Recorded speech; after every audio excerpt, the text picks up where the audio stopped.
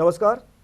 अस्तित्व, भाषा, संस्कृति और विरासत के आज के अंक में आपकी मुलाकात करवाएंगे एक ऐसी शख्सियत से जिन्हें बहुत कम उम्र में ही साहित्य अकादमी का पुरस्कार प्राप्त हुआ, फिर उन्हें बाल साहित्य का पुरस्कार भी प्राप्त हुआ, साहित्य अकादमी का राज्य पुरस्कार भी प्राप्त हुआ और अकादमी की तरफ से दिया जाने वाला बेस्ट बुक अवार्ड भी।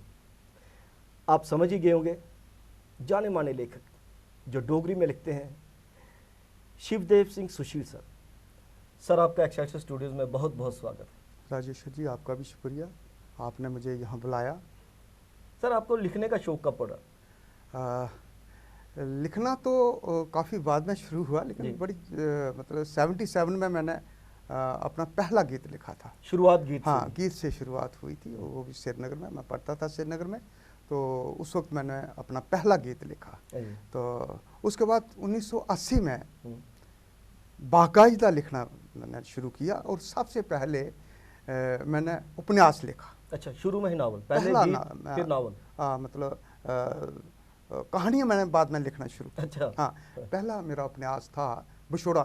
अच्छा। लेकिन वो अभी आज तक छप नहीं सका। कुछ कारण रहे, कुछ दोस्तों ने, कुछ सीनियर लोगों ने कहा उस वक्त कि इसको थोड़ा रिवाइज करने की ज़रूरत है। तो हाँ, तो मैंने भी महसूस किया कि नहीं, अगर सीनियर लोग कह रहे हैं तो उसको करना ही चाहिए।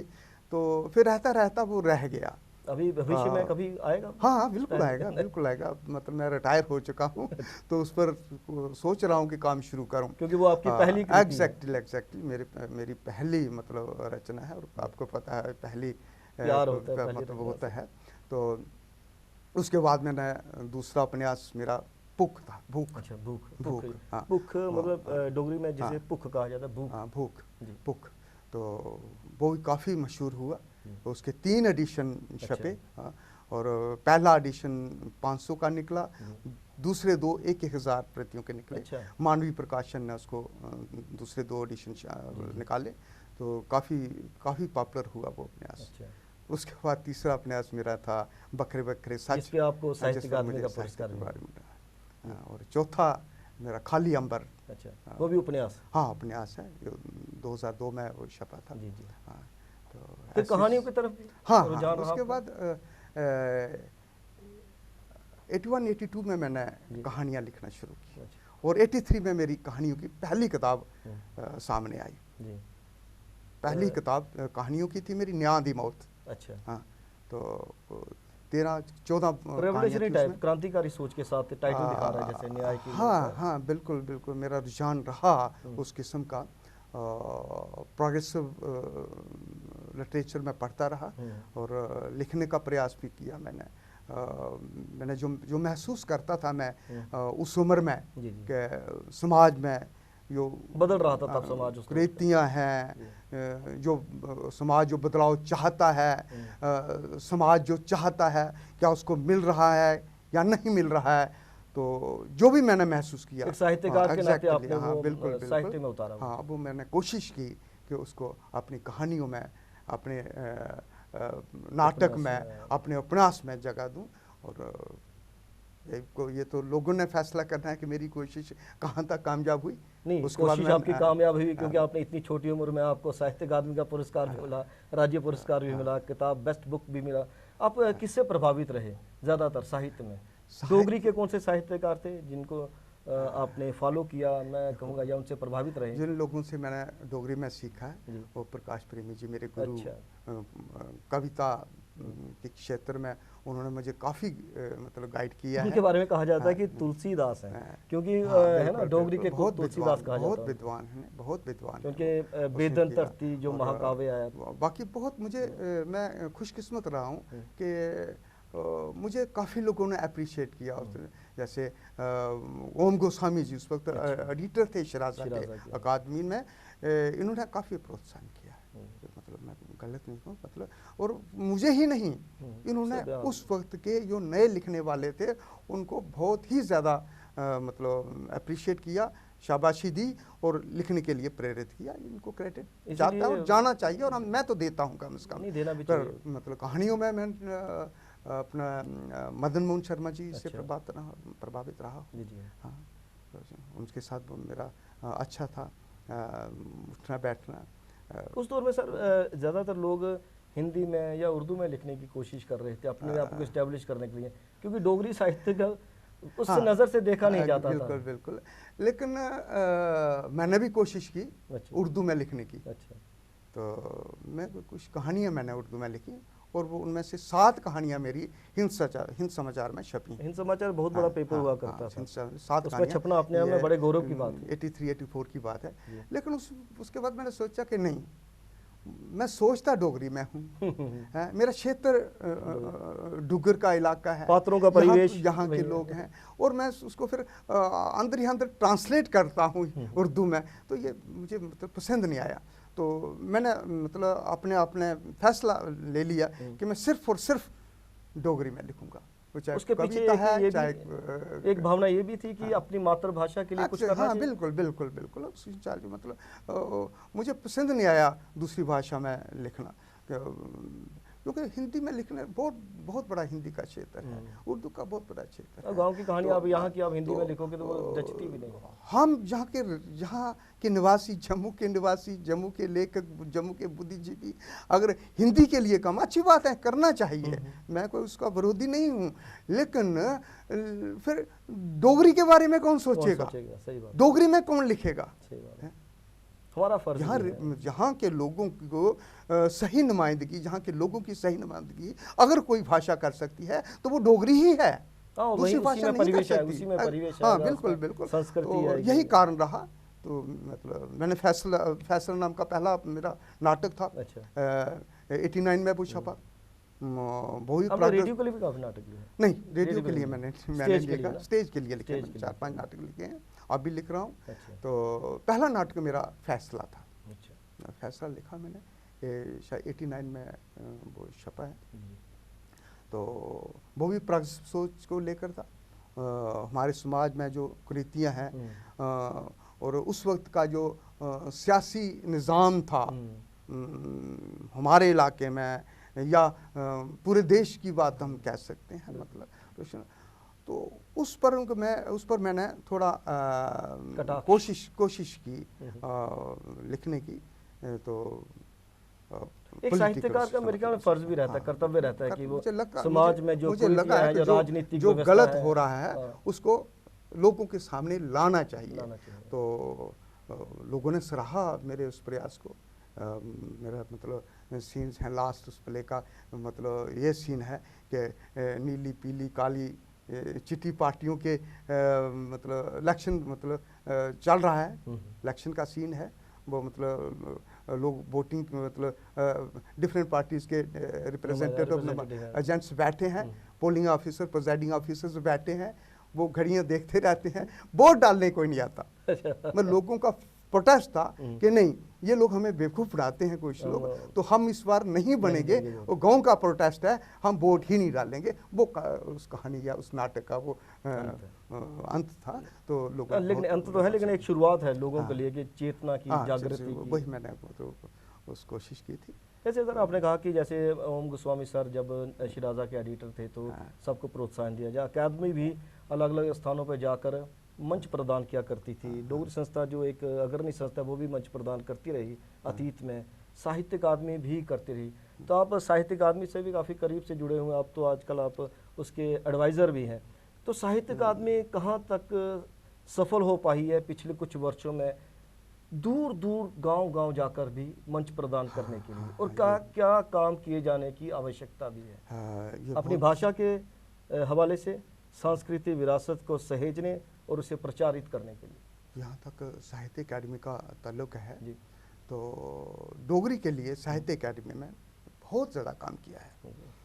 खासकर जो पिछला टेन्योर रहा जिसमें कन्वीनर थे दर्शनदर्शी जी, उन्होंने कंसंट्रेट किया प्रोग्राम्स का गाँव पर। पूरा जो डुगर जो मतलब एरिया है, चाहे वो बिलावर का है, बसोली का है, कठुआ है, रामनगर है, उधमपुर है, सुंदरबनी है, अखनूर है, और जितने भी प्रोग्राम थे उन एरियाज में लेकर लोगों के सामने साहित्य अकादमी मतलब, और लोगों ने महसूस किया कि नहीं, साहित्य अकादमी यहाँ तक पहुंची है और पहली दफा पहुंची है। ये क्रेडिट दर्शन जी को जाता है और हमें देना चाहिए। बिल्कुल एज कन्वीनर जब और उसके साथ साहित्य अकादमी को बिल्कुल साहित्य अकादमी ने क्योंकि अच्छा काम किया। और इस दौरान बुक्स भी काफ़ी सामने काफ़ी सामने बुक्स छपी हैं, काफ़ी मेहनत दर्शन दर्शी जी ने की है।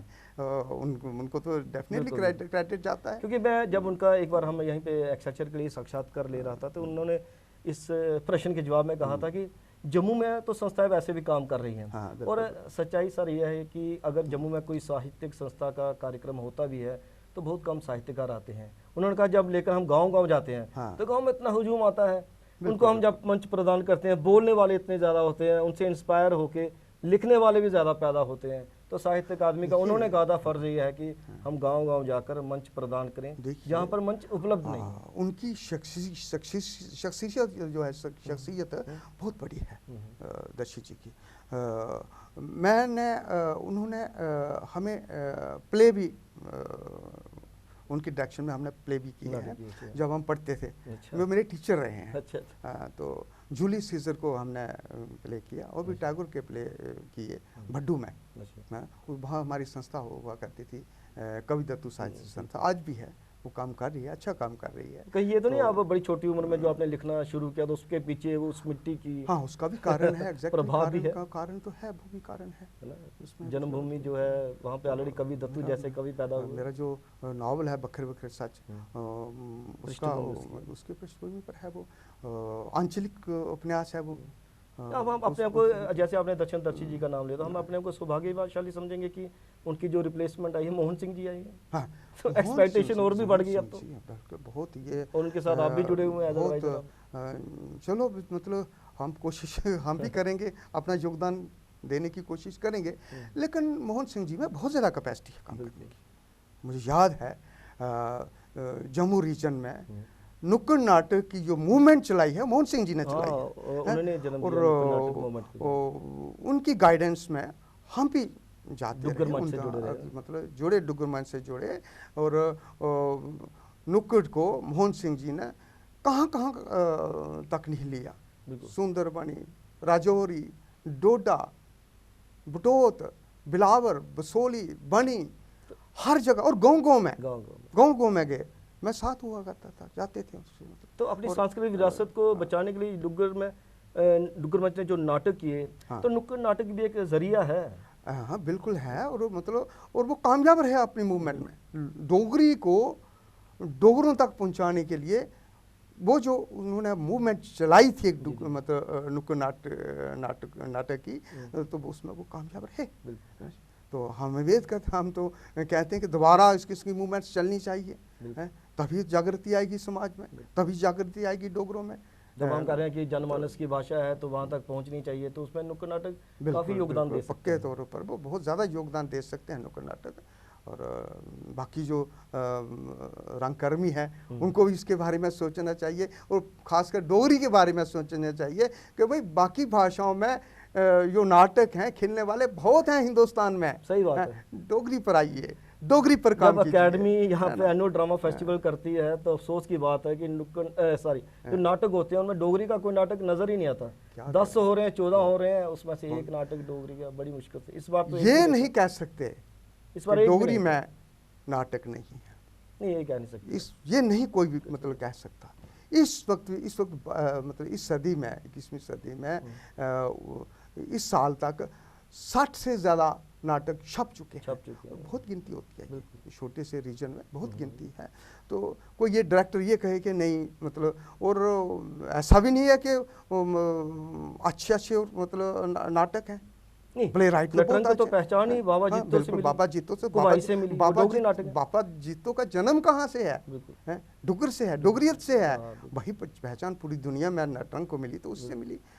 तो क्रेडिट मतलब नटरंग को के साथ साथ उस नाटक को भी जाता है, उस भाषा को भी जाता है ना। तो उन डायरेक्टर्स को मैंने काफ़ी लोगों को रिक्वेस्ट की, अब उन पर है क्या कर, नाटक जो निर्देशित करते हैं उन पे ये, लेकिन अकेडमी को जरूर सोचना चाहिए इस पर। एकेडमी को जरूर सोचना चाहिए।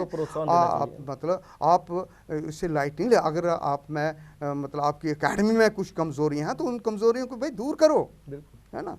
तो आप किस लिए यहाँ हो, आप क्षेत्रीय आप भाषा को मतलब सुनो, प्रोत्साहन आप तो देना इसी ही के लिए, आप आपने। ही इसी के लिए हो। और ऐसी भाषा जो साहित्य अकेडमी ने जिसको रिकॉग्नाइज किया है, जिसको Fifth schedule में भारत है। भारत का कॉन्स्टिट्यूशन जो है उसको उसको रिकॉग्नाइज करता है, स्टेट कॉन्स्टिट्यूशन जिसको रिकॉग्नाइज करता है, स्टेट की जो सरकारी भाषा है उसमें उसके है। लिए आप नहीं काम करोगे तो कौन करेगा? कौन करेगा, सही बात। इस वजह से अकेडमी को सोचना चाहिए।